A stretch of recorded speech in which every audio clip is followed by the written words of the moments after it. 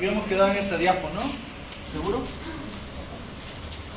Bien, algo que debemos recordar es que estos pacientes siempre deben mantenerse activos,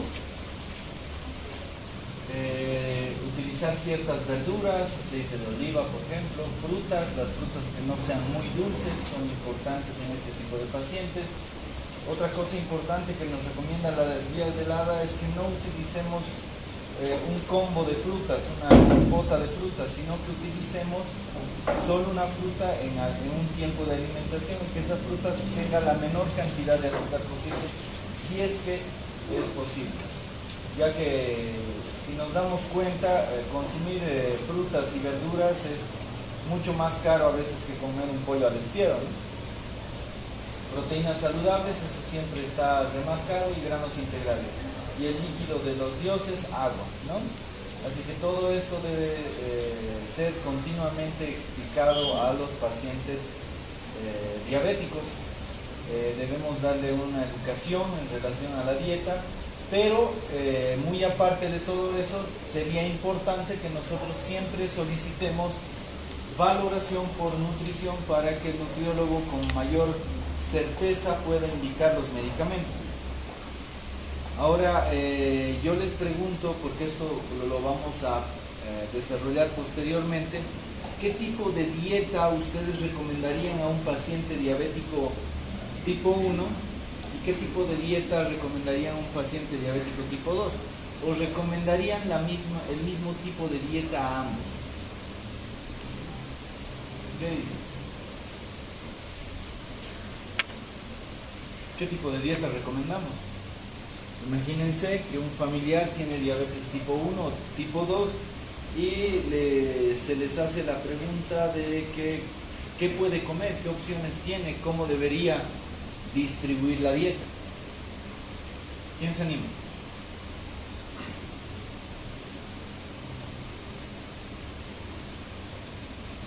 ¿Qué dicen?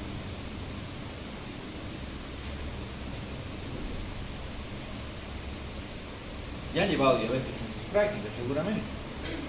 La mayoría ya ha visto pacientes diabéticos. ¿Qué tipo de dieta? ¿O es la misma dieta?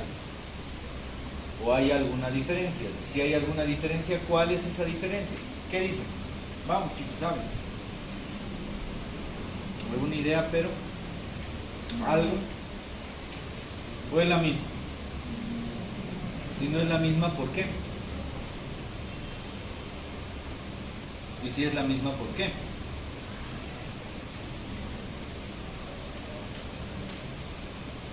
A ver, vamos a seguir hablando, pero quiero que lo piensen. Posteriormente voy a hacer la misma pregunta.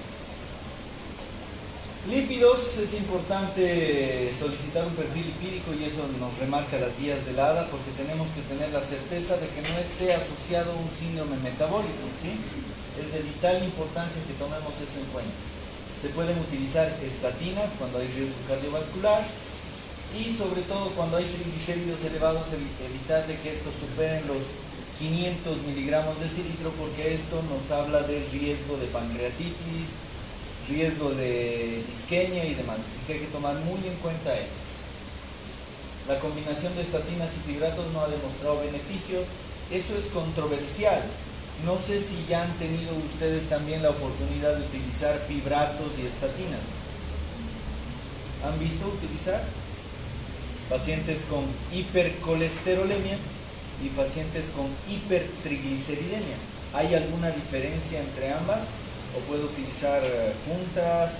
¿Puedo utilizar por separado? ¿Qué dicen?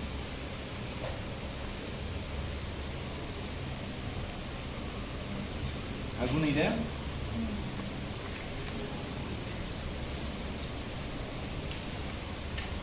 Oye, ¿por qué no hablan? ¿Qué ha pasado en su clase? ¿Han salido temprano de su clase de math? Eso es bueno. ¿Qué dicen? ¿No han tenido la oportunidad de utilizar estos medicamentos? ¿Sí? ¿No?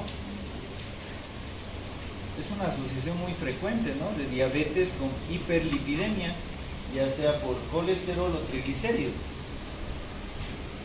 Bien, entonces siempre pensar en si hay o no dislipidemia. También pensar en la hipertensión arterial. Cuando tengamos diabetes, siempre se debe controlar adecuadamente la hipertensión arterial. ¿Quieres decir? Claro.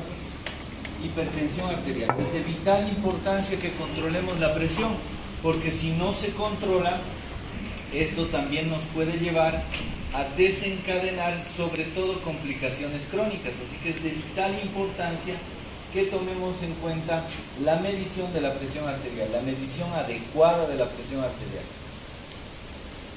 Hasta ahora no sabemos medir adecuadamente la presión.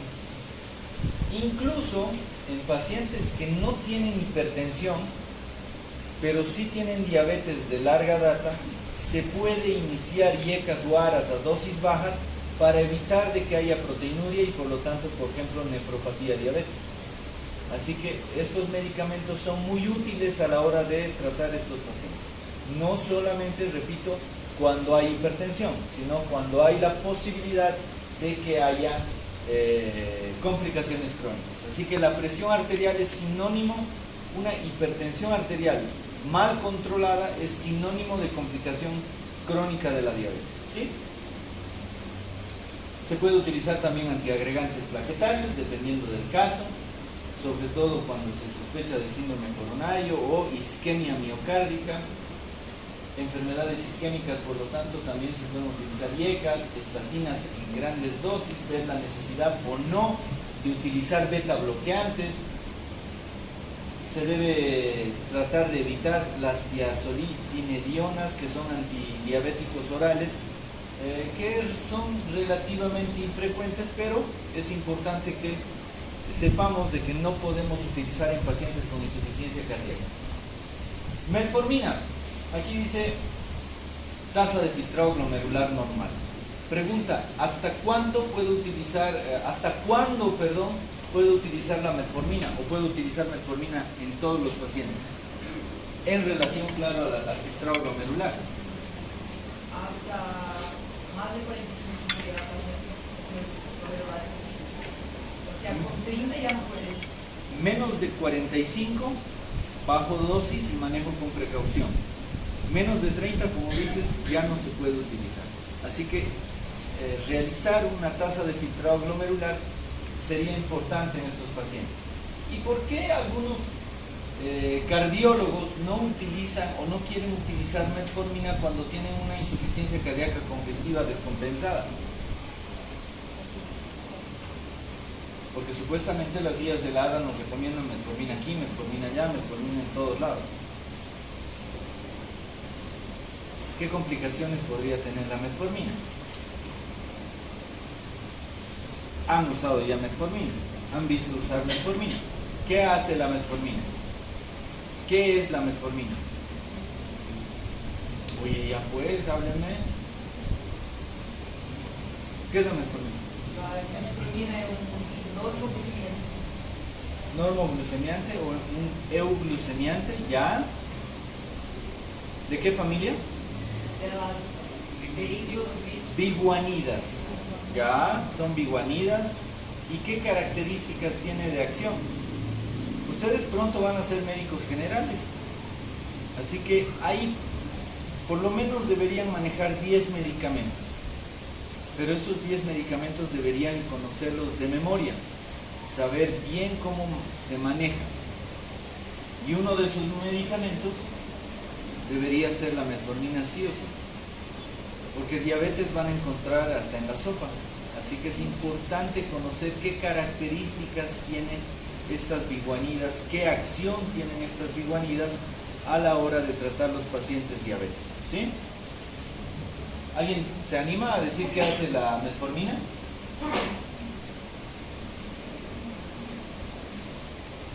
¿Nadie? ¿Por qué están tan callados? ¿Puedo saber? Se los ve cansados, no han empezado los exámenes todavía, ¿no? O están siendo torturados por administración y perjudican las otras materias. Malvadas. Bien, en nefropatía diabética también debe haber un buen control metabólico y también control de la hipertensión arterial. se debería hacer un test de excreción de albúmina siempre, por lo menos anual, creatinina sérica anual y tasa de filtrado glomerular también. Ya sabemos que la creatinina en sí no nos marca el real funcionamiento de los riñones. Por lo tanto, siempre debemos calcular la tasa de filtrado glomerular. Se puede utilizar la clasificación CKD-EPI o la clasificación MDE. Pero es importante que calculemos la tasa. Ya saben, la metformina, que es un medicamento muy noble, incluso este medicamento puede provocar daño en los riñones si tenemos filtrado menos de 45. Tratamiento de micro y macroalbuminuria con estos medicamentos principalmente, IECAS y ARAS. Estos medicamentos, ¿hasta qué filtrado glomerular también se pueden utilizar? ¿Qué dicen?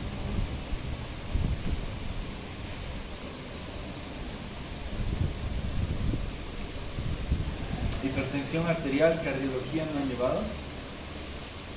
Otra pregunta, ¿se puede asociar estos dos medicamentos, IECAS y ARAS, a la vez? Porque si se dan cuenta, funcionan en diferentes lugares.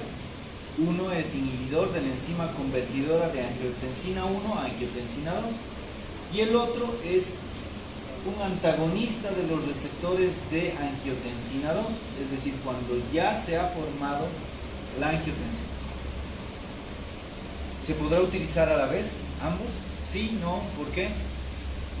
Cardio, chicos, nefro, porque seguramente han debido utilizar bastante estos medicamentos en esas especialidades, ¿no? Planeta Tierra, hablando al grupo de endocrino de Unicen, ¿no? Cuando fueron lanzados estos medicamentos eran espectaculares porque te controlaban la presión arterial, eran económicos y además si utilizabas ambos podías bajar la presión arterial, pero porque actuabas a diferentes niveles, pero se ha demostrado de que no se pueden utilizar ambos a la vez porque puede provocar mayor nefropatía, patología nefrológica, mayor lesión renal. Por lo tanto, nunca utilicen estos dos medicamentos a la vez.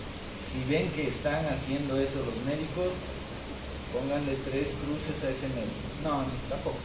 Pero hay que tener precaución. No pueden utilizar de esa forma estos medicamentos, ¿sí? Pero nos sirve para prevenir nefropatías. Retinopatía, lo mismo, control de la presión arterial. Si se dan cuenta, todas estas complicaciones crónicas tienen que ver con el control de la presión arterial, muy aparte de la glucemia. Deberíamos hacer fundoscopía. ¿Alguno de ustedes ha hecho fundoscopía? ¿Tampoco? ¿Por qué? ¿Oftalmo?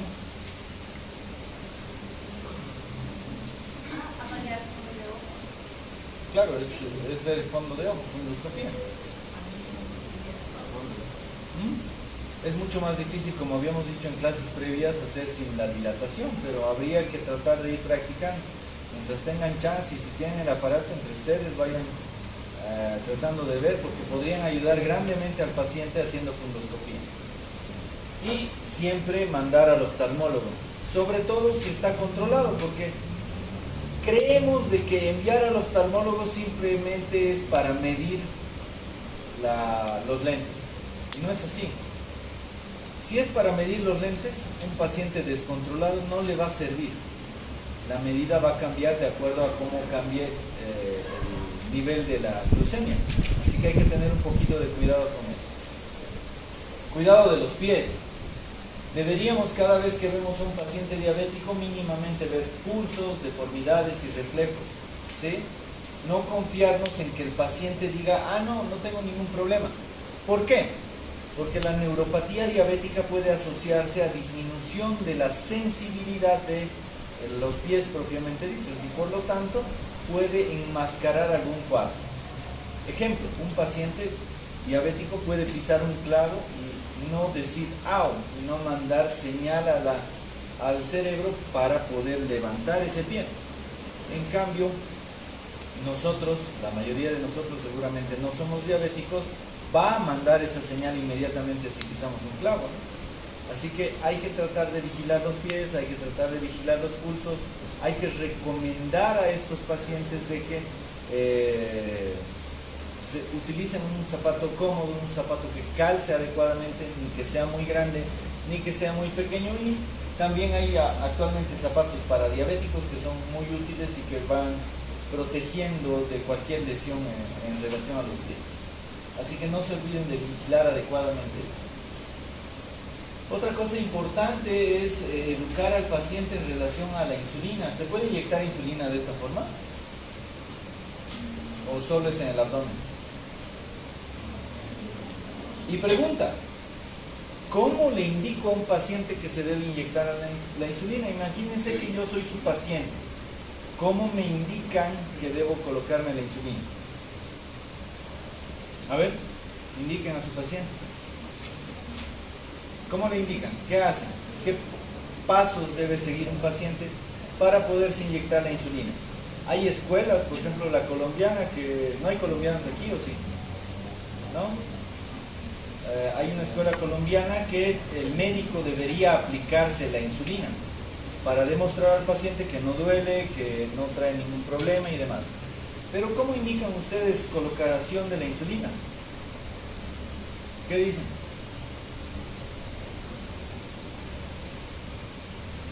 Ya pues chicos, háblenme, no sean malos, no me están contestando nada. Alguna idea deben tener, por lo menos. ¿Qué dices? Debe ser rotatorio. Eso. No puedes administrar en el mismo lugar varias veces. ¿Por qué?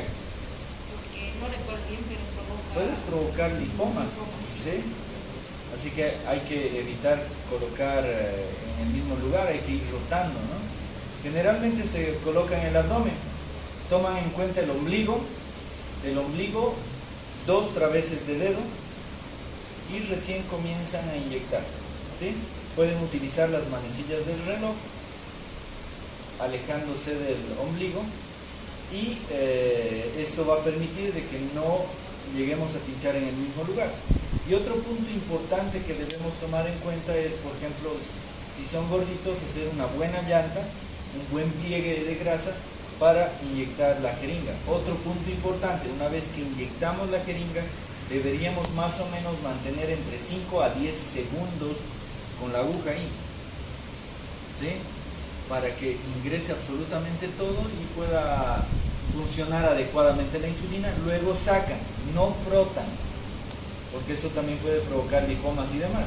Solo ponen el algodón ahí y nada más, ¿sí? Pueden ir de arriba abajo, pero siempre tomando en cuenta esos dos traveses de dedo del ombligo.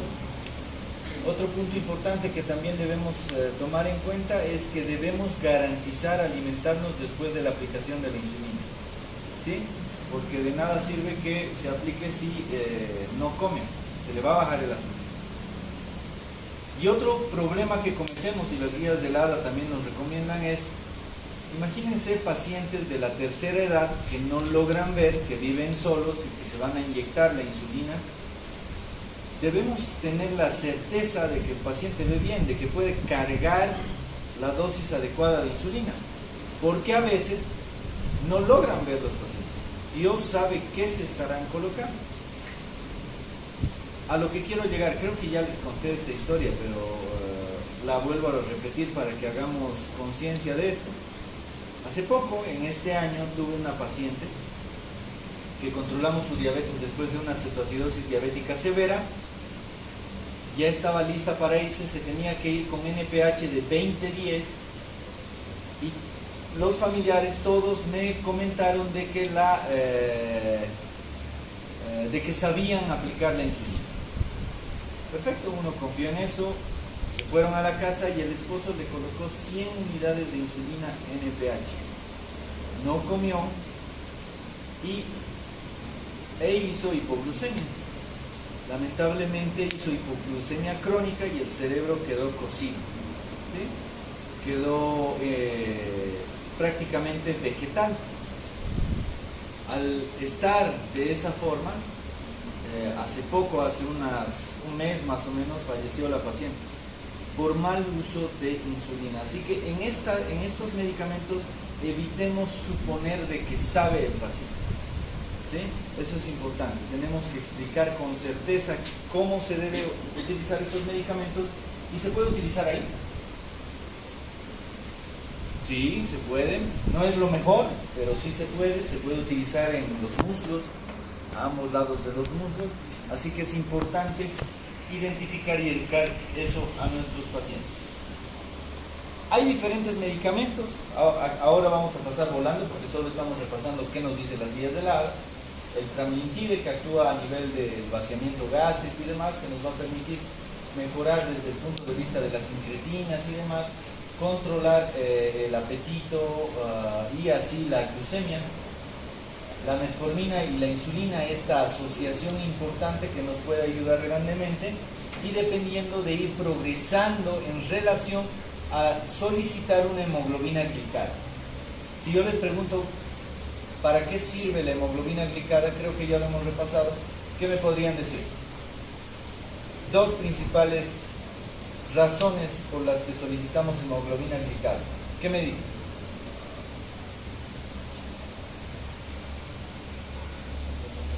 ¿Por qué solicitaría hemoglobina glicada?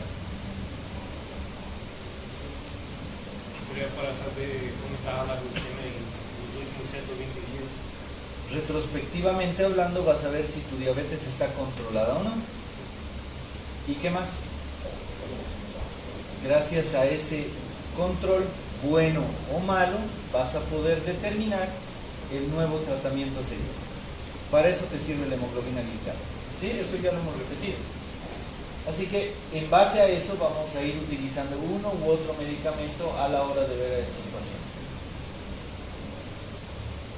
Se pueden utilizar GLP-1, inhibidores de la DPP-4, inhibidores de la SGLT2.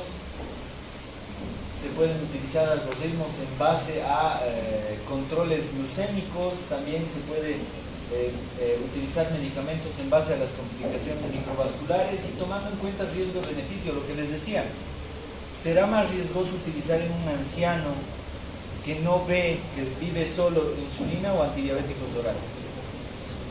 Tienen que poner a la balanza. El utilizar los medicamentos antidiabéticos no es una receta de cocina. No es que a todos les van a dar metformina y glibenclamida. Pregunta, ¿qué es la glibenclamida? Seguramente han visto utilizar a montones ese medicamento. ¿O me van a decir que no? ¿Qué dices? Es una sulfonilurea, pero ¿has visto utilizar frecuentemente? ¿No? Una vez, ya, pero sigue siendo frecuente, es muy utilizado. Si leen los libros de medicina actuales, ya ni siquiera lo mencionan. Hay otras sulfonilureas mucho más útiles. Pero esta glibenclamida es económica y te baja el azúcar. ¿En quiénes no utilizarían la glibenclamida? Y para eso debo entender qué acción tiene la glibenclamida.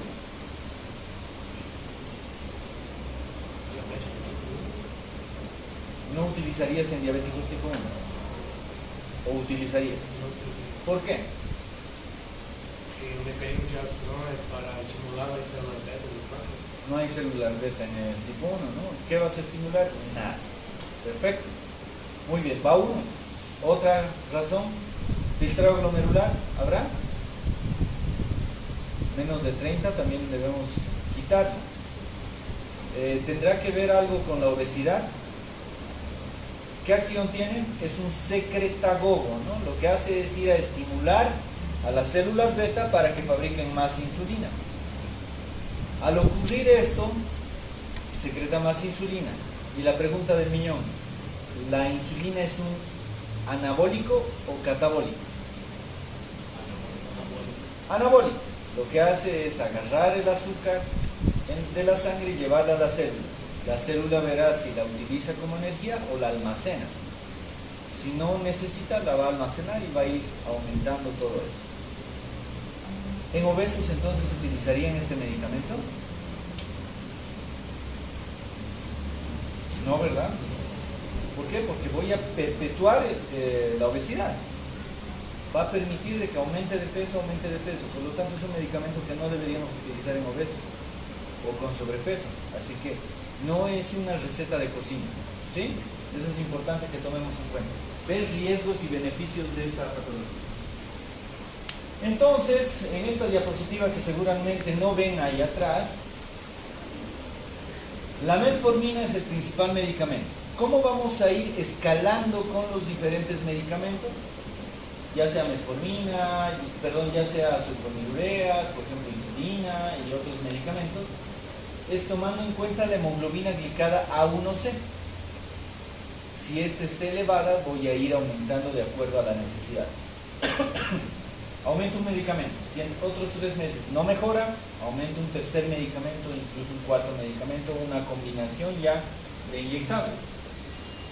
En esta diapositiva que tampoco ven, debemos entonces aclarando de que la metformina tiene que ver con hemoglobina glicada y con los diferentes medicamentos que hay en relación a los antidiabéticos orales o a los medicamentos. La insulina, ¿cuál es la dosis generalmente que debemos iniciar? Es de 0.1 a 0.2 unidades por kilogramo. Esa es la dosis basal. A ver, si yo les digo que tengo un paciente de 80 kilos y quiero iniciar dosis basales de insulina, ¿a cuánto le iniciarían en unidades? A ver, calculen. Calculadoras.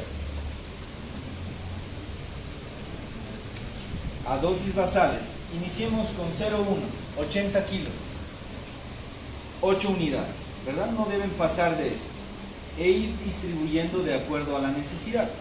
Hay algunas escuelas que utilizan más o menos 70-30, 70 en la mañana y 30 en la noche, y hay otras escuelas que prefieren utilizar en la noche nada más.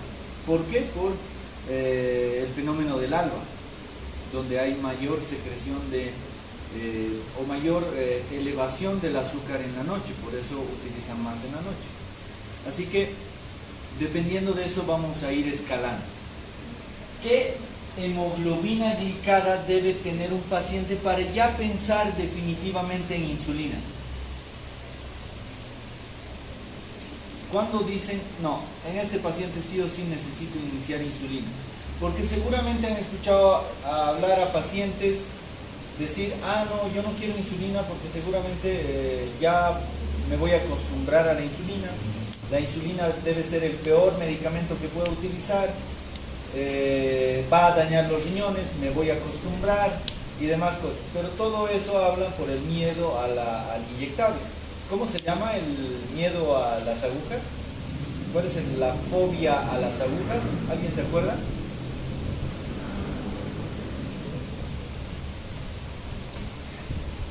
¿Cuál es el miedo o fobia a las agujas? Oye, ¿qué les ha pasado hoy día?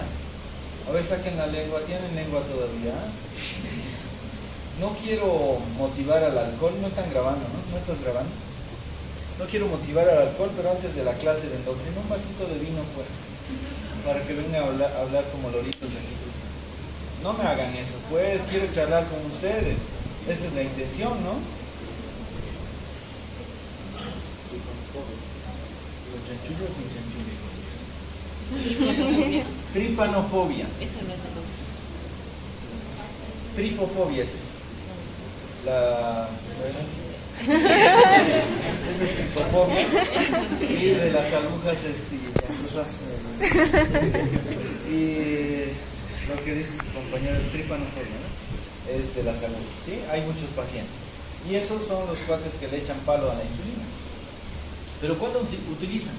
Por ejemplo, si le diagnostico diabetes tipo 2 en este momento a su compañera, espero que no,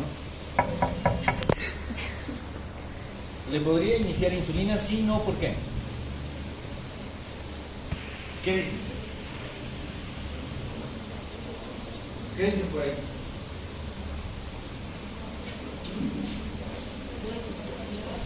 ¿Qué dicen? ¿Iniciarías insulina?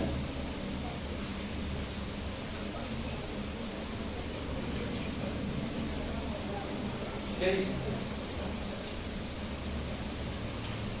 ¿Qué dices? ¿Le inicias insulina? Oye, nadie me quiere hablar, ¿qué les pasa?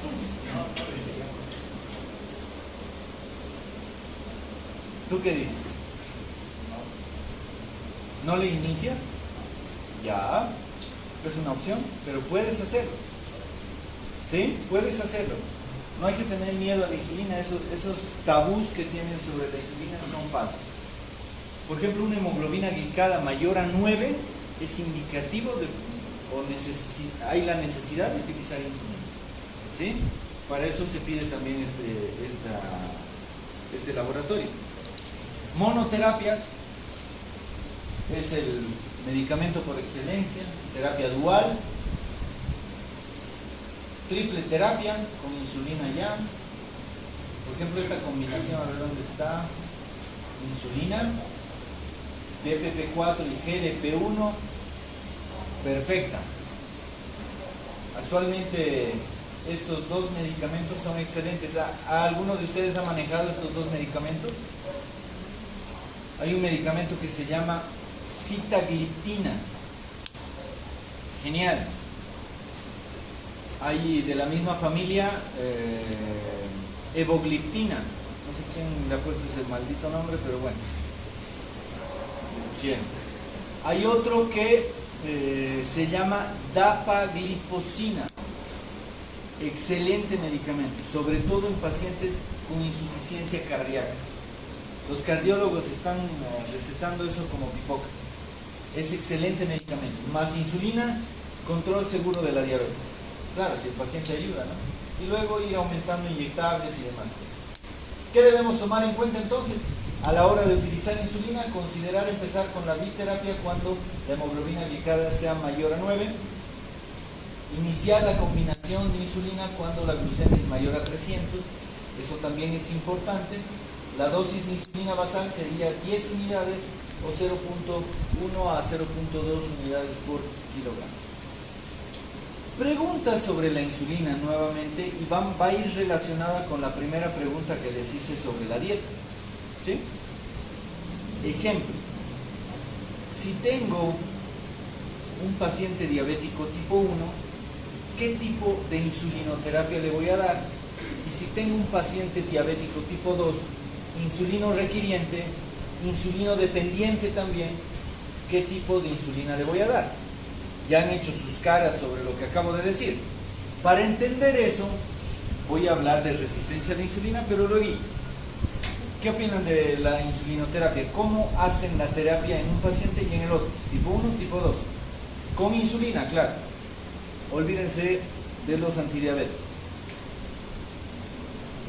Y para eso debo entender qué tipo de dieta le debo dar a uno y qué tipo de dieta le debo dar a otro. Y voy a dar otro ejemplo más. Michael Phelps, otra vez. Gran nadador, campeón de campeones. 8000 kilocalorías día, más o menos en la alimentación. Imagínense que ese paciente sea diabético tipo 1. ¿Qué dieta le van a dar? Porque él lo que necesita son 8000 kilocalorías porque las va a gastar. Las va a gastar. Pero si es diabético tipo 1, ¿qué hacen? ¿Les restringen? ¿Van a arruinar su carrera? ¿Qué opinan? Quisiera opiniones. Si se equivocan, estamos aquí para aprender. Todos aprendemos hoy. ¿Qué dicen? ¿Ideas? Dar insulina normal. Dar insulina. ¿Y si damos los ejemplos, tipo 1 y tipo 2, cómo? De acuerdo con lo que vaya comiendo, ¿no? ¿En cuál? ¿Tipo 1 o tipo 2? Tipo 1. ¿Ya? ¿Y tipo 2? ¿Ya? Para eso debo preguntarme qué tipo de... ¿Cuál es la causa de un diabético tipo 1? Autoinmune, hay una teoría de autoinmunidad, ¿no? Que es la que más peso tiene. ¿Y un diabético tipo 2? Resistencia. ¿Alguien me puede decir qué es resistencia a la insulina? ¿Quién puede explicar qué es resistencia a la insulina? ¿O qué es resistencia a la insulina ahora en este momento para ustedes que no han leído? que si han leído más o menos. Han leído pero no han estudiado. ¿Qué es resistencia a la insulina? ¿Por qué te ríes? ¿Sí? Ahora se ríen todos. Es cuando los receptores de la célula no asimilan a la insulina como tal. ¿Ya? Y entonces se necesita más insulina para poder activar los receptores. ¿Ya? En un inicio, ¿no? Hasta que el páncreas se canse de producir insulina y ya empezamos a tener Ok. los problemas. Ya, perfecto. ¿Alguna otra idea? ¿Dónde está? A ver, aquí voy a ver. ¿Esto qué es? No es una ballena, no es Moby Dick. Es el pan. ¿Sí? ¿Alguna idea más de resistencia a la insulina? ¿El que se está durmiendo? ¿No? ¿Qué es resistencia a la insulina para ustedes? Se estaban riendo por aquí. ¿Qué es resistencia a la insulina para ti? En este momento. Pero equivóquense, tienen que lanzar ideas. Yo veo ideas.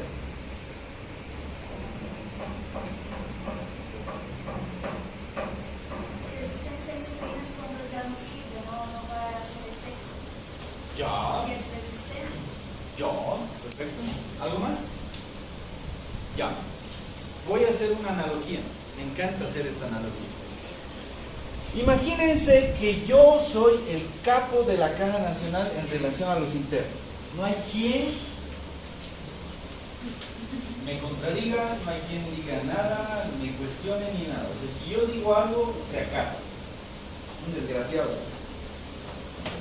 Ustedes llegan a la caja como internos de medicina y, por ejemplo, a ver a Arnold me cae mal y lo castigo.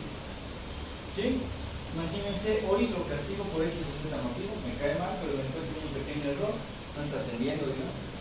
Le digo, te quedas hoy hasta el próximo jueves de turno, tienes que trabajar a la par de tus compañeros, no va a dormir nada, si han hecho turnos en la caja, seguramente se van a dar cuenta de que no se duerme absolutamente nada, y tienen que trabajar a la par de sus compañeros. ¿Cuál es su única tarea? Tienen que hacer historias clínicas. Más o menos hay unos 30 ingresos por día, es bastante trabajo. 30 historias clínicas que tienen que hacer ahí.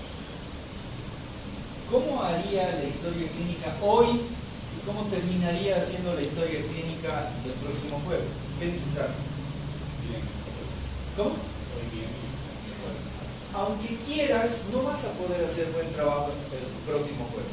Hoy te vas a echar duro, vas a querer hacer bien tu trabajo, pero el jueves ni aunque quieras, el cerebro no va a funcionar, se va a cansar.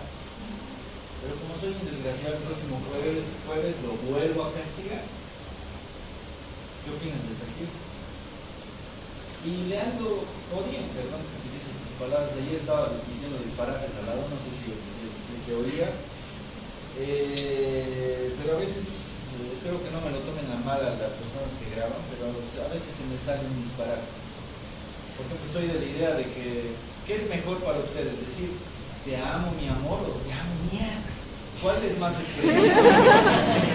¿Cuál es más expresivo? ¿Ah? Así que yo lo ando castigando. Tú eres boliviano, ¿verdad? Es boliviano. A veces los extranjeros tienen otra mentalidad. Así que vamos a ver la respuesta de Arnold. Vamos a ver qué dice. ¿Qué harías si te ando castigando constantemente? ¿Qué sería lo humanamente posible que harías? No puedes quejar. ¿Qué? Algunos se retiran, otros no. Excelente respuesta. Hay algunos que se van a ir, no van a aguantar tanto abuso. Hay otros que somos más tercos que una mula y nos aguantamos. ¿Por qué? Porque no queremos repetir, queremos seguir avanzando y demás. ¿Sí? Perfecto. Ahora vamos a cambiar la figura. Imaginemos que Arnold es una célula. Cuidado. ¿Estás bien? No. ¿Estás bien? No, me da un poquito. Vente. Imaginemos que Arnold es una célula beta. ¿Sí? Y yo le doy azúcar. Y lo único que él tiene que hacer es fabricar insulina. La insulina que normalmente fabrica. La insulina que normalmente fabrica es de este tipo. ¿Sí? Y el receptor en el adipocito es así. ¿Sí? Esa es la insulina que fabrica y demás. ¿qué va a pasar si le estoy dando azúcar? Va a empezar a formar insulinas de cualquier tipo, cualquier calidad. ¿Estas insulinas se van a unir a este receptor? No. Además, este receptor va a empezar a crecer, digamos que es un adipocito y el receptor también va a ser un desastre. ¿Esas insulinas se van a unir al receptor? No. ¿Qué es lo que pasa entonces en una resistencia a la insulina? Va a haber una falla en la producción, se va a empezar a producir cualquier cosa, va a haber un problema en el transporte porque provoca endotelitis y además va a haber problemas en el receptor. Me decían que el principal problema es en el receptor. No es así. También es en la producción de insulina. ¿Sí? Va a empezar a producir cualquier cosa. Me dice Arnold de que algunos se van. ¿La célula beta se puede ir?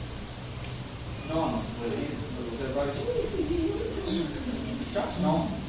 ¿Qué hace? Se cansa, se estresa y dice, no, yo ya no voy a aguantar esto.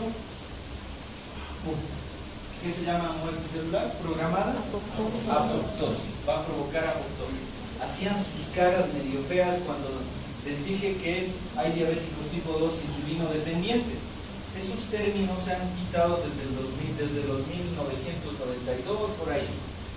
¿Por qué? Porque un diabético tipo 2 va a ir matando sus células constantemente hasta ser insulino dependiente. ¿Sí? Por lo tanto, se transforma en insulino requiriente. Es decir, entre comillas, se transforma casi en un tipo 1, pero por otro mecanismo. Y otro punto importante que debemos tomar en cuenta a la hora de ver esto. En un paciente diabético tipo 2, le diagnostico tipo 2A, ¿le daré glibenclamida sabiendo que hay resistencia a la insulina? ¿Por qué no? Le estoy dando más trabajo, más rápido se van a matar esas pobres células. ¿Sí? Así que por donde lo vean hay que tratar de manejar estos medicamentos de forma adecuada. Entonces, en general, ¿cómo comienza una resistencia a la insulina? Empieza con una hiperglucemia más hiperinsulinemia. ¿Sí? Es de vital importancia. El otro día me estaban haciendo escándalo con el HOMA. El HOMA trata de demostrar eso, esa hiperinsulinemia con hiperglucemia. ¿Sí? Así que tenemos que ver, les aconsejo que lean resistencia a la insulina. Si leen eso van a poder comprender con mayor certeza cómo es la diabetes tipo 2. ¿Te he entendido? ¿Alguna pregunta? Proseguimos. Entonces debemos determinar, cuando vemos hipoglucemia, ¿qué es lo que debemos hacer? Determinar los síntomas.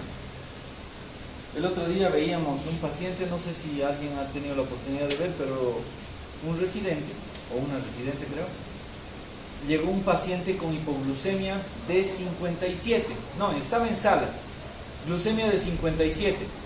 ¿Qué hacen ustedes? Vamos, ¿qué harían? Están solos. ¿Qué hacen? Tic-tac, tic-tac, tic-tac, tic-tac. ¿Qué hacen? Dextrosa. ¿Ya? ¿Cuánto de dextrosa? Yo soy tu enfermero. Ya. Perfecto. ¿Alguien? ¿Alguna otra idea? ¿Podría dar a chorro? ¿Perdón? ¿Podría dar a chorro al paciente? No te escucho, perdón. ¿Podría dar a chorro al paciente la... Ah, el azúcar, sí, por supuesto, el azúcar en vena, ¿verdad? Sí, se puede, por supuesto que sí. Sí. Pero ¿qué debemos determinar? Le han puesto dextrosa endovenosa sin saber si tenía síntomas o no. Están actuando como robots. ¿Sí? ¿Qué debemos hacer? Tenemos pacientes con hipoglucemia. ¿57 es hipoglucemia? Determino, ¿tiene síntomas o no? Voy a dar dos ejemplos. Tengo su otra vez. Tengo su compañera que tiene hipoglucemia de 30 y tiene su compañera que tiene 50 de hipoglucemia. Ella no tiene síntomas y ella ya está casi estuporosa. Está queriendo pegar a su familia. Porque la gente hipoglucémica viene alterada, queriendo golpear a todos, insultando a medio mundo. Míranle el azúcar, probablemente se sorprendan con una hipoglucemia. ¿Qué hacen? ¿Qué hacen con uno y qué hacen con el otro? Vamos, se está muriendo el paciente. Las enfermeras, ¿no? Doctor, paciente se está muriendo. ¿Qué hago? Saben ellas qué hacer, pero son maliciosas y dicen, ¿qué hago? Ya han hecho todo y ¿qué hago, doctor? Doctor. ¿Qué dicen? ¿Qué hacen? Vamos, solucionen el problema, se están muriendo. A ver, ¿qué hacen con ella? Tic-tac, tic-tac, tic-tac, 50 de glucemia. Pasa media hora, 20 de glucemia y ya está convulsionando. No quieren que llegue a eso, vamos, actúen. ¿Qué hacen? Vamos chicos, no manchen una hipoglucemia. No sé, dar insulina y dar de comer. Insulina, la...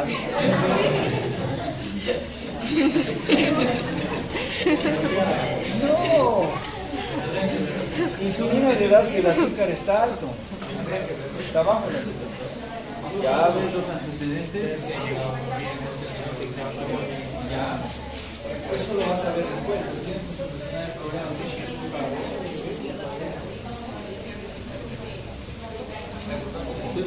¿Qué haces con la paciente de 50? Solo con la de 50. Solo trata la de 50. Es asintomático.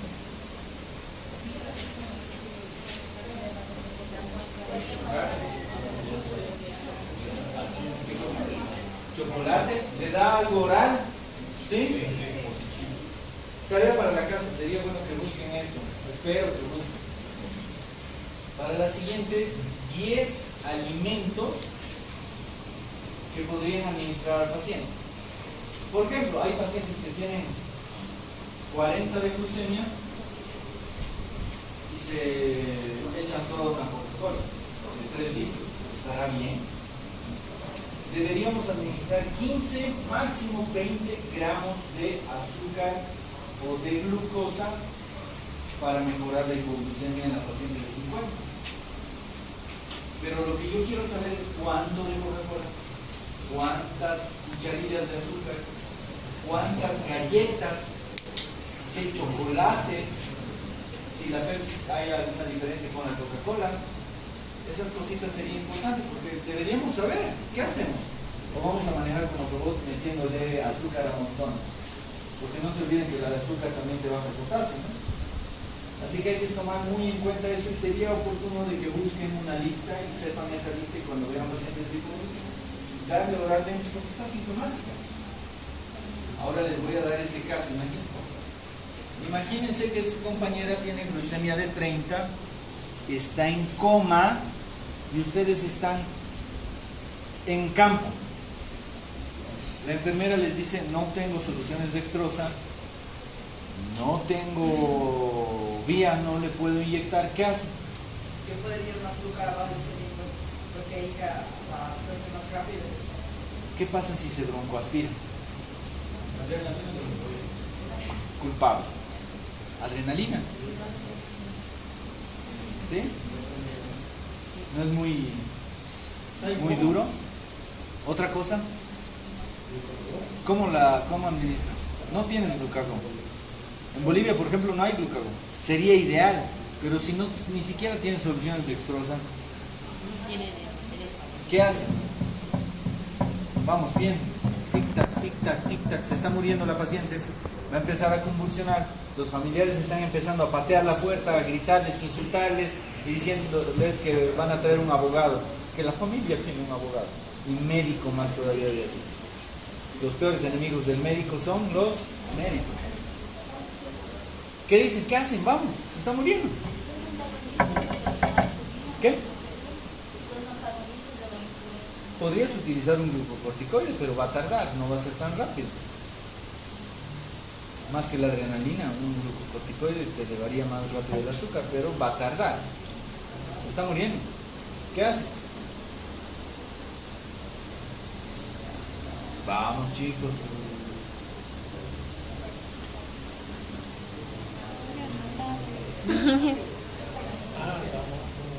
sonda nasogástrica y ahí metan de todo el azúcar que quieran. Tienen que ver alternativas, ¿no? Perfecto. Entonces, ¿qué es lo primero que debemos hacer cuando tenemos un paciente con hipoglucemia? Ver los síntomas. Determinamos si es asintomática o no. Utilizamos 15 a 20 gramos de azúcar. Lo ideal es utilizar glucagón, como dicen, pero no hay en algunos países. Considerar metas glucémicas más laxas, no volver. Por ejemplo, lo típico que hacemos, tiene 30 de glucemia, le paso azúcar, mejora, está a 100 puntos, la mando a la casa, vuelve muerta. ¿Qué estamos haciendo mal? Deberíamos ver cuál es la causa, como han dicho, ¿no? Debe consumir alimentos y la regla de los 15. ¿Cómo es la regla de los 15? Le doy 15 gramos, controlo a los 15 minutos. Si está menos de 70, vuelvo a proceder con los 15 gramos. Si sigue menos de 70, vuelvo a proceder. Si está más de 70, ya puedo parar un rato y vigilar, nada más. Hay otros que utilizan los 100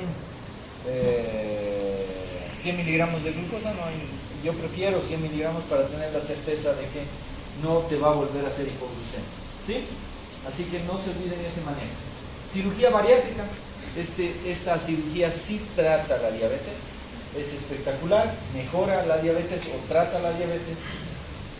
Está restringido a pacientes con índice de masa corporal mayor a 35. Y si es con sobrepeso u obesidad grado 1, debemos asociar a comorbilidades, ¿no? Y así recién proceder a este tipo de cirugías. Es una muy buena cirugía, pero se debe manejar multidisciplinariamente porque es bastante, de comer hamburguesas a montones, vamos a utilizar pequeñas jeringas de 5 cc cada 6 horas, en un principio, es terrible, así que hay que tomar muy en cuenta todo eso a la hora de utilizar o de indicar más bien esto. Está en nuestras manos, ¿no? Ya falta poquito para el Día Mundial de la Diabetes.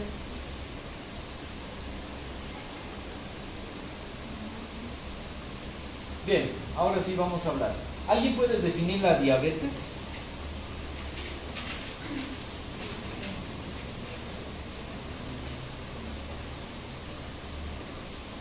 Ahí atrás, ¿pueden definir la diabetes tomando en cuenta todos los tipos de diabetes?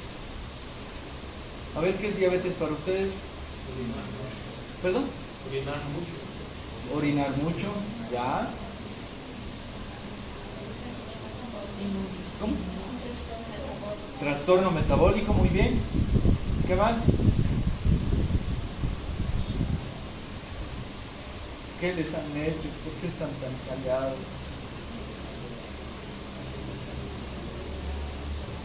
¿Por qué están tan callados?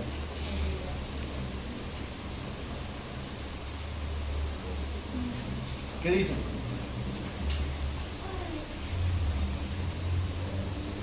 Oye, qué ganas. ¿Qué es diabetes para ti? Aumento de azúcar. Aumento de la glucemia, muy bien. ¿Qué es diabetes para ti? Trastorno metabólico, poliuria, aumento de la azúcar. Es una enfermedad sistémica, muy bien. ¿Qué es para ti diabetes?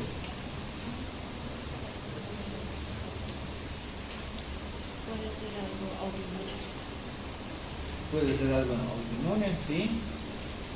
Vamos a definir la diabetes. ¿Qué opinan de esta definición? Es un trastorno crónico caracterizado por regulación metabólica anómala, más riesgo de complicaciones vasculares y neuropáticas, todo por el aumento de concentraciones de glucosa en sangre por déficit parcial o total de insulina. Al decir déficit parcial estamos hablando, por ejemplo, de la tipo 2. Al decir total estamos hablando de la tipo 1. Puede darse por un proceso agudo hasta uno crónico, como por ejemplo autoinmunidad, ¿no? O resistencia a la insulina. El tratamiento se necesita la participación de todos, si no, no se va a lograr. Si la paciente quiere, se va a lograr resultados. Si no, no, otra vez. Es importante saber de qué es lo que acabamos de decir, de que hay una deficiencia total o parcial de insulina. Clasificación de la diabetes. Tipo 1, destrucción de células beta, principalmente por una autoinmunidad, una destrucción de todas las células beta. Tipo 2, resistencia a la insulina, lo que acabamos de mencionar. La de otras causas específicas de diabetes, o también algunos libros llamada tipo 3. Dentro de ellas, por ejemplo, está tipo MODY, tipo LADA, sustancias o medicamentos como los glucocorticoides, fibrosis quística, traumas, inflamación, neoplasias y demás pueden provocar diabetes. Por ejemplo, ¿han visto pacientes con tipo LADA? ¿Qué características tienen los pacientes con tipo LADA? Diabetes tipo LADA.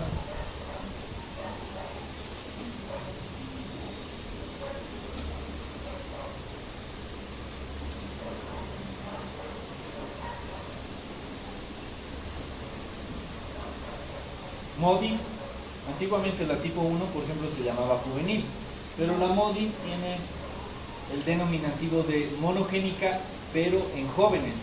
Por lo tanto, la tipo 1 ahora es tipo 1 y ya no es de jóvenes, porque también la tipo 1 se podría dar en adultos, pero podría ser una tipo 1 similar a una LADA, ¿sí? Que se da en adultos, no en jóvenes. Y la tipo 4, también llamada gestacional, que tiene que ver con las 24 a 28 semanas, como ya hemos repetido. ¿Qué diferencias básicas hay? La tipo 1 va a tener principalmente un origen autoinmune, suele aparecer por trastornos alimenticios y resistencia a la insulina. Este es irreversible, puede mejorar con trasplante de páncreas. Este puede ser reversible, por ejemplo con una cirugía bariátrica. Aparece en niños o adolescentes o jóvenes principalmente, y esta generalmente aparece en mayores, pero también se ha visto que niños ya pueden tener diabetes tipo 2. Suelen ser personas delgadas las de tipo 1, y estas generalmente tienen sobrepeso u obesidad. No secretan nada de insulina, y estas pueden secretar algo de insulina. Si yo les pongo otra vez, tipo 1 tiene papá diabético tipo 1 y tiene papá diabético tipo 2. ¿Cuál de ellas tiene mayor predisposición a tener diabetes? ¿Tipo 1 o tipo 2? ¿Tipo 1? ¿Quiénes levantan la mano tipo 1? 1, 2, 3, 4, 5, 6, 7, 8. ¿Tipo 2? 2, 3, 4. Tú.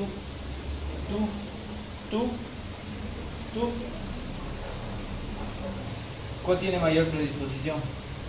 ¿Tú? ¿Qué dices? ¿Ella tiene mayor predisposición o ella? Tú. Sí. ¿Cuál tiene mayor predisposición? ¿Seguro? La de tipo 1 no tiene tanta frecuencia primero, es una diabetes muy poco frecuente, y además no tiene tanta carga genética como el tipo 2. El tipo 2 es poligénica y tiene un factor hereditario importante. Por lo tanto, la paciente que tiene tipo 2 si tiene un papá, es 40%, y si tiene los dos, más o menos 70% de que tenga diabetes. Tipo 2. La tipo 1 es raro, ¿sí? Así que es importante también ver esa relación. El preguntarle, ¿tienes familiar diabético? Definitivamente les está gritando de que probablemente tenga tipo 2, ¿sí? Entonces, ver la importancia del componente genético en los pacientes. Otros trastornos que se asocian a la diabetes: Turner, Klinefelter, Prader-Willi, Down, la pancreatitis, cánceres, fibrosis quística, entre otros. Estos ya saben por qué, ¿no?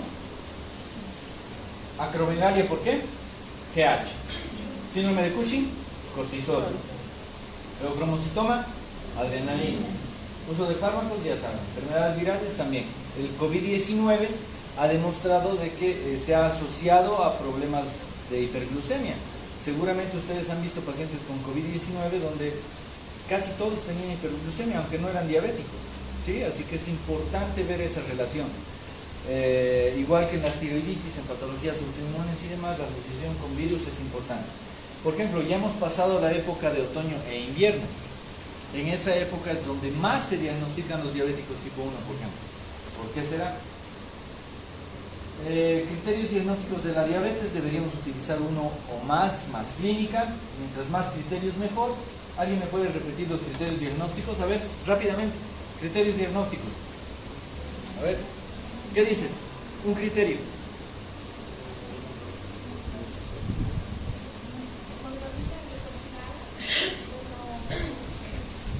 Mayor a 6.5. Va uno. Otro. Glucemia. ¿No? ¿Mayor a cuánto? 126. No.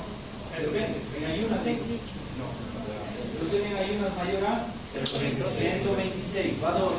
Otro. Mayor a 200 en cualquier. Indistinta al horario. Ahorita no sé si tú has consumido algún alimento o no. Si tomo la glucemia, si es mayor a 200. Si tienes síntomas, criterio diagnóstico. ¿Y el cuarto? ¿Cómo se hace la prueba de tolerancia oral? Imagínense que yo les traigo, doctor, ¿cómo me hago esta prueba de tolerancia oral de la glucosa? ¿Qué le dicen al paciente? ¿Qué se ayuda, doctora?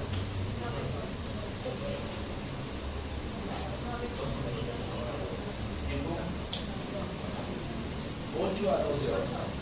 El paciente debe estar en ayuno de 8 a 12 horas. ¿Qué más? Llega un ayuno. Chicos, ¿se le toma una primera muestra o cómo? En ayunas se le toma una muestra en ayunas, luego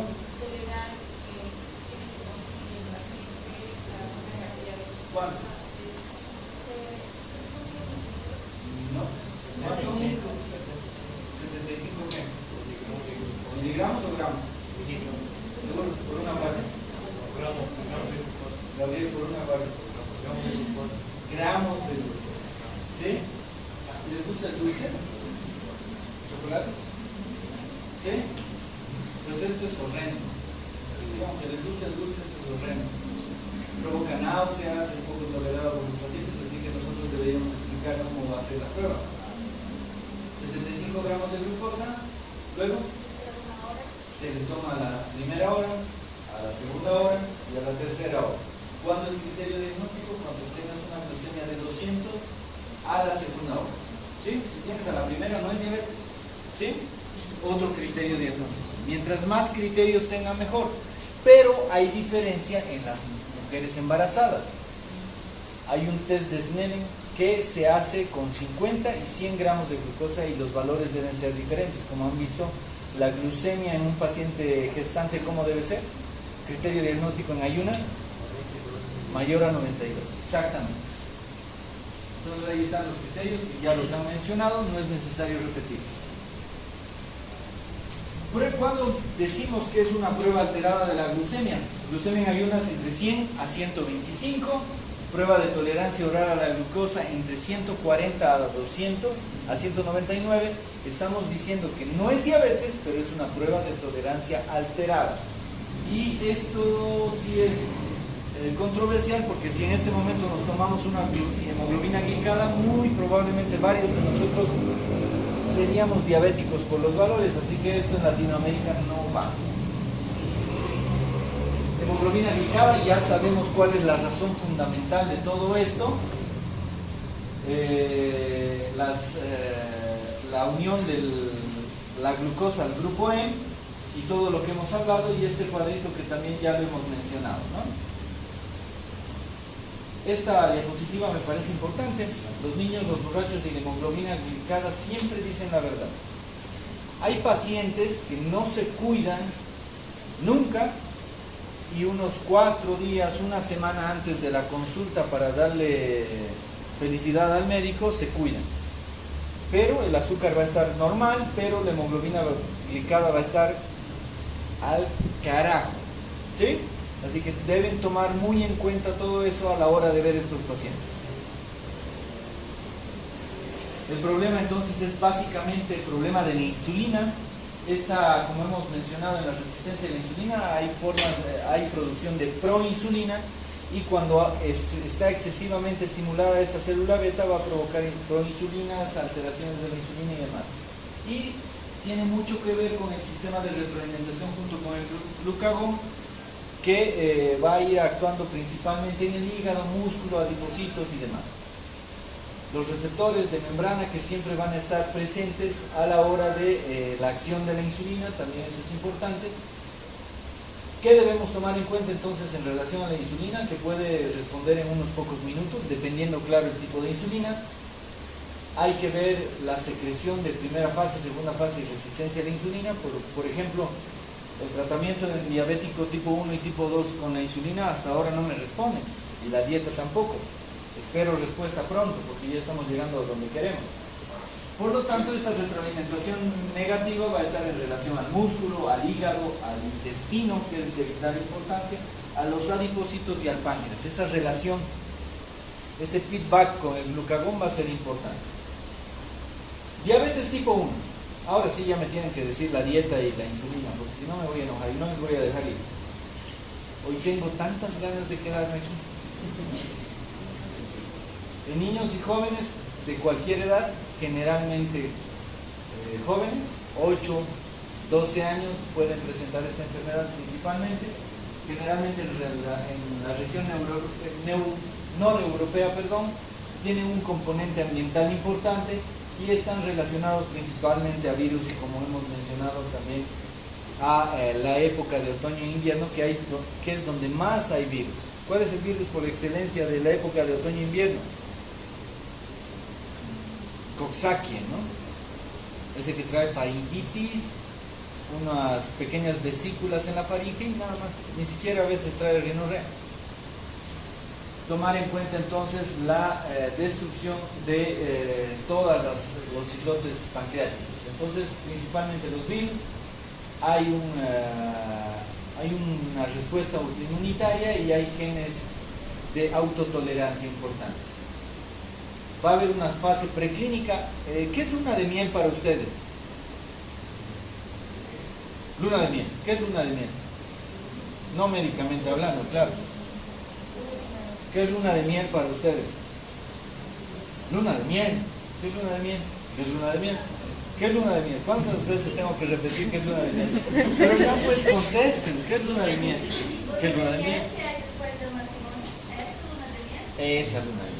Bueno, es una vacación en pareja para relajar y crear más intimidad y no hablar de trabajos ni nada de esas cosas. Y tener su momento especial para cuando volver al mundo real, tener buenos recuerdos. Aniki, de tiempo escucho una respuesta de ese tipo. ¿Ya no confían en la luna de miel? ¿Qué les pasa? Me agrada. Después todos, luna de miel. Sí, es el momento de ser lo más romántico. Y después de eso Después viene de el eso, martirio, la piedra de la vergüenza, ¿no? En la diabetes tipo 1 también hay luna de miel. Cuando diagnosticamos hay todavía más o menos 20% de células beta funcionantes, ¿sí? Empezamos el tratamiento y mejora el paciente. Quitamos la insulina y está 100 puntos. Es justamente por ese pequeño porcentaje y una luna de miel maravillosa, pero en la diabetes. Pero luego de que pase ese pequeño periodo, ya todo se transforma en un martirio y vuelve con patada voladora la diabetes tipo 1. Así que hay que tomar muy en cuenta ese pequeño detalle. Por lo tanto, ese pequeño porcentaje todavía está funcionando, pero en 1 o 2 semanas ya no va a haber porcentaje que valga. Es asociada a cetoacidosis, es la complicación aguda más frecuente. Las 4 P siempre van a estar presentes: nituria, coma, meses invernales, como hemos mencionado, y esta fase de luna de miel, como hemos dicho. ¿Cuál es el tratamiento? Insulina. Ahora sí llegamos, ahora sí me tienen que responder, si no me voy a enojar mucho. Han tenido casi toda la clase para responder. ¿Qué dicen? ¿Cómo le dan la dieta a un paciente diabético tipo 1 y a un diabético tipo 2?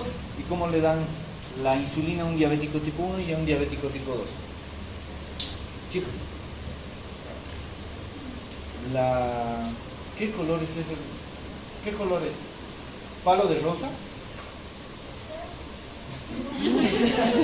No sabes. Ya, digamos palo de rosa. ¿Qué dices? ¿Alguna idea? ¿Alguna idea? Dígame, por favor. Bullying, ¿no? Bullying. Bernardo, ¿qué dices?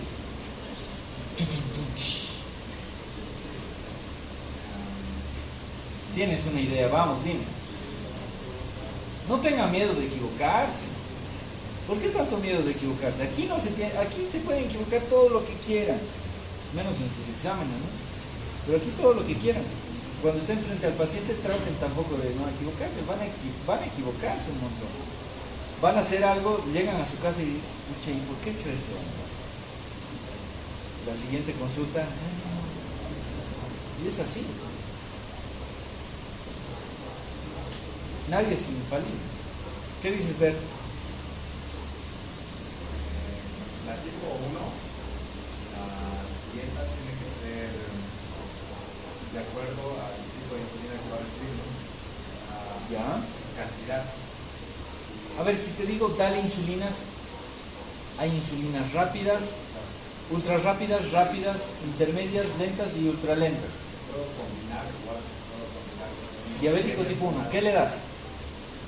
Sé simple en tu respuesta. Intermedio, solo intermedio. Y una rápida en la noche. En la noche. ¿Ya? ¿Alguien tiene alguna otra idea en relación a la tipo 1?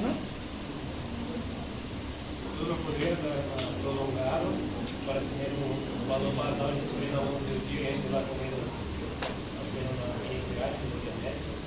¿Ya? ¿Intermedia o lenta? Sí, A ver, si te digo utiliza insulinas, ¿qué le das?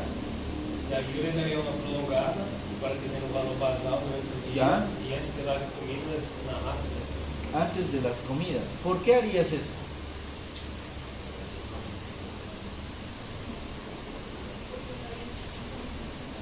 La que está chateando.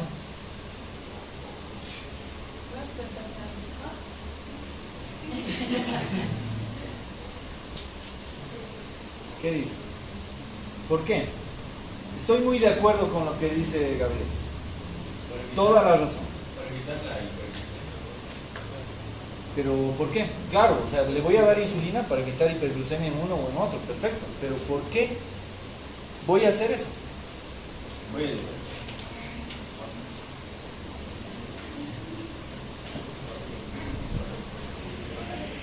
Tiempo. Lo que dice Gabriel es utilizar una insulina lenta e insulinas rápidas. ¿Por qué voy a hacer eso? En un tipo 1. Completamente de acuerdo. Siempre se debe manejar un tipo 1 así. ¿Pero por qué? No tienes reserva de insulina. Por lo tanto, esa basal a través del tiempo me va a mantener normal. Pero esos picos se van a controlar con insulinas preprandiales. Tenemos 3 alimentos grandes: desayuno, almuerzo y cena. Por eso se hace eso.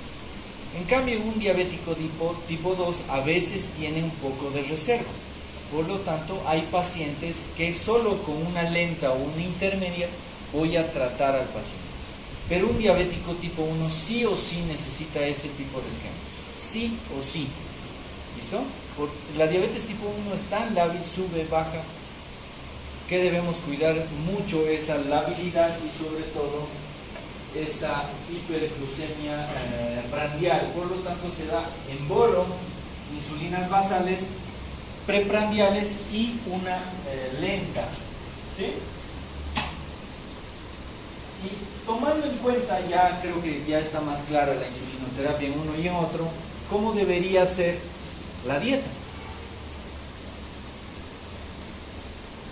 El problema del tipo 2 es de ingesta. Debo pedirle al paciente que haya restricciones. En cambio, en el tipo 1, ¿cuál es su principal razón? No es ingesta.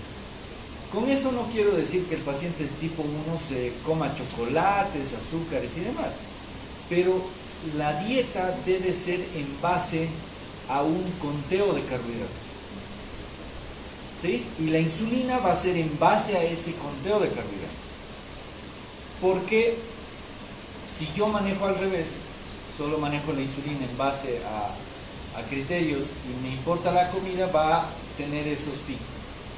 Ahora, el hecho de que yo haga ese recuento también permite de que la dieta sea lo más regular posible para que tenga la certeza de que no haya oscilaciones. ¿Sí? Eso es importante en el tipo 1. En cambio, en el tipo 2 debo restringirle alimentos. debo restringir los carbohidratos simples y normales, ¿sí? Entonces necesito una de acción prolongada, como ha dicho su compañero, y activación corta.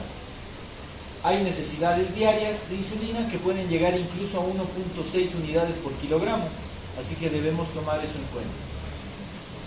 Dependiendo del paciente, la mitad se puede administrar de forma basal y el resto en bolos. Estos aparatos son ideales, andan registrando la glucemia y andan inyectando insulina, pero son bastante caros. Actualmente han llegado parches que no están oficialmente autorizados, pero agarran el glucómetro, lo pasan por el parche y ya están registrando y les saca estos gráficos donde muestra las oscilaciones y en base a eso voy trabajando la dieta. Es muy útil, pero todavía no está, entran de contrabando, ¿no? Somos expertos en contrabando. Que viva el contrabando. Tratamiento, dependencia de la cantidad de hidratos de carbono de la dieta, factores de corrección. Miren, por ejemplo, en el diabético tipo 1 podría calcular con certeza una unidad para controlar 20 a 50 miligramos. Entonces, si tengo 200 de glucemia, ¿cuánto le administraré de insulina para controlar esos 200?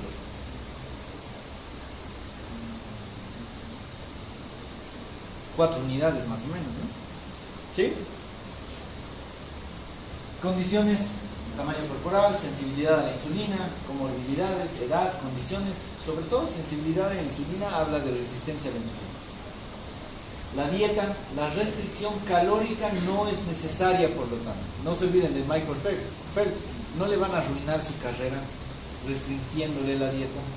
Yo debo adecuarme a la dieta que consumo. En diabético tipo 1, por supuesto. Automonitorización de glucosa, medir cetonas en orina. Trasplante de páncreas, en algunos lugares sí se puede realizar. En Brasil hacen, ¿no? Trasplante de páncreas. Falta de especificidad en el periodo de insulinitis.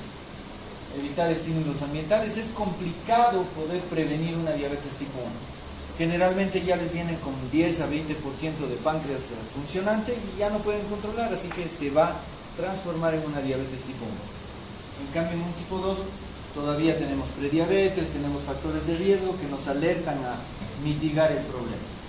Pronóstico: cuando no existe nefropatía, la esperanza de vida es comparable con una persona normal, pero esa labilidad hace de que las complicaciones sean más frecuentes en estos pacientes. Diabetes tipo 2, ya hemos indicado que es la resistencia a la insulina, es una de las patologías más frecuentes actualmente en este grupo. Más de la mitad probablemente a la larga sean diabéticos, así que hay que tomar eso en cuenta. La relación es casi 1:1, no hay gran diferencia. Hay una alteración de la secreción de insulina, hay alteración de la acción de la insulina en relación a la resistencia a la insulina, todo lo que hemos hablado. Hay un componente hereditario importante y la obesidad es un principal factor. Puede haber reducción de la masa de los islotes, por lo tanto va a haber una falla en la secreción y glucotoxicidad y lipotoxicidad, y todo esto se transforma en un círculo vicioso. Hay hiperinsulinemia compensadora, lo que estábamos hablando con hiperglucemia. Luego hay euglucemia, obesidad abdominal, síndrome de ovario poliquístico puede estar relacionado a estos problemas, y también trastornos hereditarios importantes. Esto es lo que hablábamos en relación a la diabetes tipo 2. Si tengo un papá diabético, es que la moto me ha... Un papá diabético de 40% de riesgo y dos papás 70% de riesgo. Así que los antecedentes en diabetes tipo 2 son de vital importancia. Los genes, las mutaciones genéticas, el tipo MODY. Entonces, ¿qué tipo de diabetes sería? Hay tipo MODY 1, MODY 2, MODY 3, MODY 4. Está en otras causas específicas de diabetes, ¿no? Generalmente se dan en jóvenes y es monogénica. Y la nutrición materna es importante en los pacientes. Los factores de riesgo siempre son importantes a la hora de ver pacientes con diabetes tipo 2 como predictores.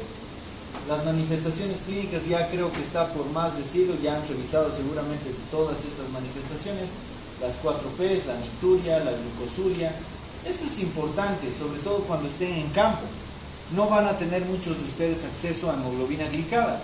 Por lo tanto, bien un examen general de orina con glucosa en la orina, valga la redundancia, vamos a decir de que la glucemia probablemente esté mayor a 180, así que es un factor también predictor del control de la diabetes. No es directo, pero sí les ayuda. Y hay que saber de que todo paciente va a ir empeorando en menos o mayor medida, en menor o mayor medida. Diabetes atípica, hay algunas que tienen recuperación de las células beta, sobre todo cuando son trastornos inflamatorios. La diabetes gestacional, que tiene que ver con la reversibilidad, los factores de riesgo, edad mayor a 30 años, ya saben la edad gestacional, ya saben los valores normales, y es importante mencionar de que hay pruebas de tolerancia oral que se dan con 100 y 50 gramos de glucosa. No es como en los adultos que no son gestantes. Diabetes gestacional, ¿qué tratamientos utilizar? ¿Utilizarían insulina en una gestante? ¿Utilizarían metformina en una gestante? ¿Utilizarían antidiabéticos orales como la sulfonilureas en las pacientes gestantes? ¿Qué opinan? ¿Qué harían? ¿Qué utilizarían? Tienen una mamá de 130 de glucemia, 140, llega a 200, digamos. ¿Qué utilizan en esa paciente? ¿Insulina? ¿Y metformina? ¿Por qué no? La metformina ha demostrado de que no es teratogénica y que mejora la glucemia y el control diabético. Ahora, si tienen glucemias arriba de 300, utilicen insulina. ¿Por qué se trata o se evita utilizar insulina si es que no es tan importante la diabetes? ¿Por qué creen? Volvemos al anabolismo. El bichito va a ser macrosómico si utilizamos gran cantidad de insulina, ¿sí? Así que si no hay otra, utilizamos, pero podemos utilizar también la metformina. Sulfonilureas es mejor no utilizar. ¿Qué modificamos entonces en el tratamiento? Medicamentos, dieta, ejercicio y sobre todo demostrar de que baja de peso. Si el paciente baja de peso pero por un buen control, ok. Pero si el paciente baja de peso por un mal control, ¿de qué estaríamos hablando?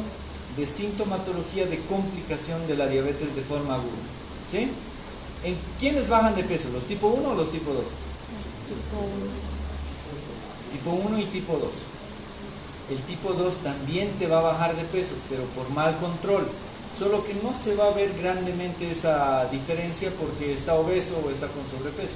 Pero cuando hay un mal control diabético, también va a bajar de peso. ¿Sí? Perfecto. Participación activa y continua del paciente, eso es de vital importancia. Y los objetivos que debemos tomar en cuenta en los tratamientos es prevenir hiperglucemias e hipoglucemias, ¿sí? Evitar de que se eleve el azúcar, pero también de que se le baje el azúcar, porque eso puede provocar serios problemas. Ejemplos ya se los hemos dado. Prevenir complicaciones vasculares o complicaciones crónicas, micro y macroangiopáticas, neuropatías, cardiopatías y demás, eso hay que evitar. Ese debe ser el fin del tratamiento de la diabetes. Ahí vamos a quedar. ¿Alguna pregunta, duda? ¿Me van a hacer recuerdo dónde vamos a quedar, por favor? Pero no me van a hacer recuerdo, ¿no? Como sus tareas. ¿Alguna pregunta?